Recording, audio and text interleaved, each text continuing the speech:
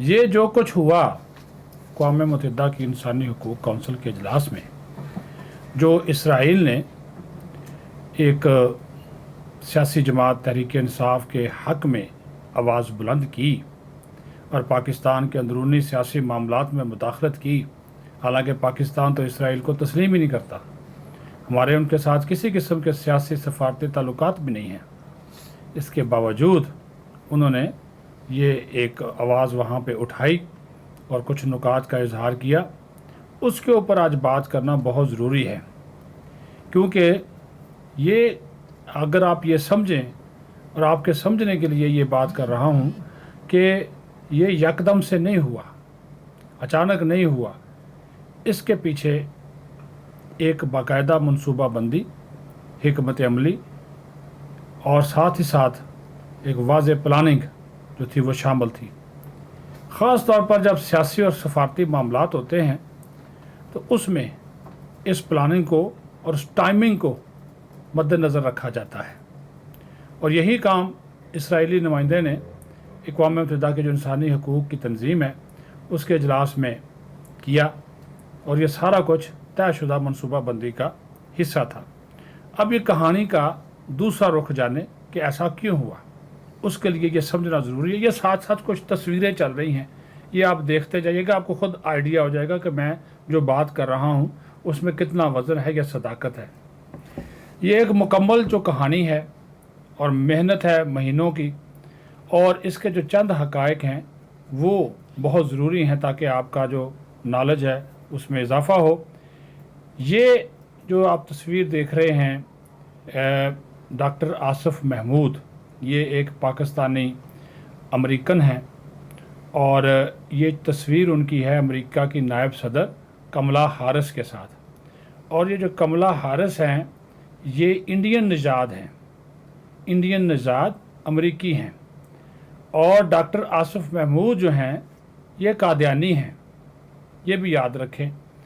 16 अप्रैल 2023 को ये मुलाकात करते हैं, और ये तहरीक इंसाफ अमेरिका के कारकुन हैं डॉक्टर आसिफ महमूद। फिर आपको याद होगा एक लॉबिंग फर्म हायर की जाती है तहरीक इंसाफ की जानब से, जिसको तकरीबन कोई 8-10 हज़ार डॉलर माहाना अदा करने होते हैं, और वो फिर लॉबिंग करती है मुख्तलिफ अरकान कांग्रेस को। वो हर मुल्क लॉबी हायर करता है, पैसे लेते, डॉलर लेते हैं, उसके हक़ में फिर वो बोलते हैं। एक तो ये बात हो गई। अब ये जितने भी कांग्रेस के चंद दीगर रहनुमा हैं अमेरिकी कांग्रेस के, ठीक है जी, उन्होंने उनके साथ भी मुलाकातें की। किसने ये मुलाकातें की? जनाब इसी डॉक्टर आसिफ महमूद ने। उसमें Brad Sherman, Ted Lieu, Eric Swalwell, Gregory Meeks, Ro Khanna, Jackie Rosen, Mike Levin, Linda Sanchez और सेनेटर कैथरीन कोट्स भी शामिल हैं इन मुलाकातों में। वो इनसे मुलाकातें इनकी होती रही।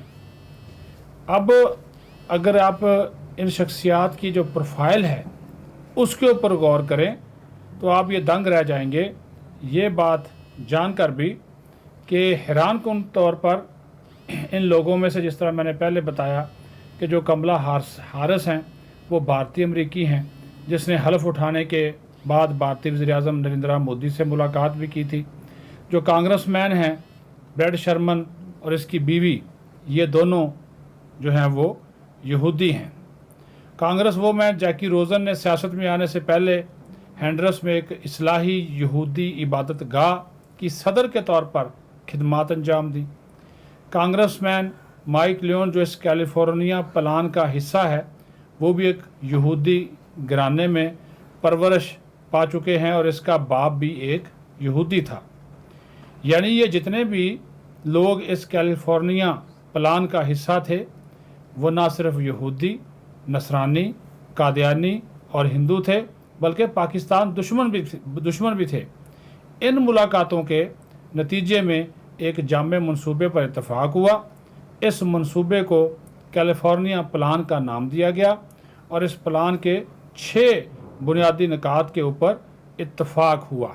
अब वो 6 बुनियादी निकात क्या थे कि इमरान खान को किसी भी कीमत पर वजारत उज़्मा वापस दिलाई जाए, पाकिस्तान में, ये सुनते जाइएगा, पाकिस्तान में हम जिन्स परस्ती को फ़रोग दिया जाए, पाकिस्तान में तौहीन मज़हब और तौहीन रिसालत के कवानीन का ख़ात्मा किया जाए, कश्मीर को भारत के हवाले करना है। 5 अगस्त 2019 को होने वाला भारत का एक्शन भी इसी सिलसिले की एक कड़ी थी। और आपको याद होगा कि वज़ीर आज़म की कुर्सी पर बैठा इमरान खान, उसने खुद इसके ऊपर कोई एक्शन नहीं लिया था, सिवाय एक सड़क का नाम तब्दील कर दिया, 1 मिनट की खामोशी इख्तियार कर ली और सरीना के सामने एक वो टाइम क्लॉक लगा दिया कि वो जनाब इतने दिन हो गए, या चंद दिन वज़ीर आज़म हाउस के बाहर आकर, वज़ीर आज़म ऑफिस के बाहर आकर मुज़ाहिरीन से ख़िताब कर दिया, उसके अलावा कुछ नहीं। नंबर 5, पाकिस्तान का जो न्यूक्लियर प्रोग्राम है इसको रोल बैक करके बिल्कुल ख़त्म करना और पाकिस्तान को गैर एटमी मुल्क, कमज़ोर मुल्क बनाना। और नंबर 6, पाक फ़ौज को कमज़ोर करना और फिर पाक फ़ौज और पाकिस्तान की अवाम के दरमियान फासले बढ़ाना। अब आप हालात का जायज़ा लें तो इस प्लान पर पूरी तरह से अमल दरामद जो है वो जारी है, लेकिन जब इन्हें नज़र आया कि रियासत पाकिस्तान अब काबू में नहीं रही और इन एजेंडे पर काम रुक गया है, तो कई कांग्रेस एहलकारों ने खुद इस मामले में मीडिया से गुफ्तगू की। इस पर भी बात नहीं बनी तो इसराइल ने अक़वाम मुत्तहिदा में भी इमरान खान के हक़ में आवाज़ बुलंद कर दी। ये प्लान फ़िलहाल तो सिर्फ इमरान खान को बचाने के लिए सामने आया है, लेकिन अगर आप तारीख पर नज़र दौड़ाएँ तो शुरू दिन से यहूदी लॉबी इमरान खान को सपोर्ट करती हुई नज़र आ रही है। और अब आप ये देख लें कि 2015 में इलेक्शन कमीशन में फॉरेन फंडिंग केस में तहरीक इंसाफ के साबिक़ रहनुमा अकबर एस बाबर ने भी तहरीक इंसाफ और इमरान खान के लिए भारतीय और यहूदी फंडिंग के हवाले से सबूत जो है वो फराहम किया था। और इससे कबल जो अरशद शरीफ थे, खुद मरहूम शहीद सहाफ़ी, उन्होंने भी एक प्रोग्राम में तहरीक इंसाफ को की जाने वाली यहूदी फंडिंग बेनकाब की थी और इसको पर्दाचाक करने पर इसका अरशद शरीफ की जान को शदीद जो ख़तरात थे वो भी लाक हो गए थे। और उनके कत्ल के बाद भी ये बात ज़ेर गर्दिश है कि वो कीनिया नहीं जाना चाहते थे, लेकिन उन्हें ज़बरदस्ती भिजवाया गया। अब ये जो भारतीय और यहूदी लॉबी है वो यहाँ तक खामोश रहने वाली नहीं है, बल्कि वो इससे आगे भी बढ़ेंगे। लेकिन ये अवाम के शऊर और समझ का इम्तहान होगा कि वो कब तक इस प्रोपेगेंडे का शिकार रहते हैं। इस चीज़ को नोट करना, देखना बहुत ज़रूरी है। ये इसी वजह से ये हक़ाइक़ मैंने आपके सामने रखे हैं कि अगर आप इनको देखें, नोट करें तो बहुत सारी बातें आपकी समझ में आ जाएंगी। अपना ख्याल रखें, बहुत शुक्रिया।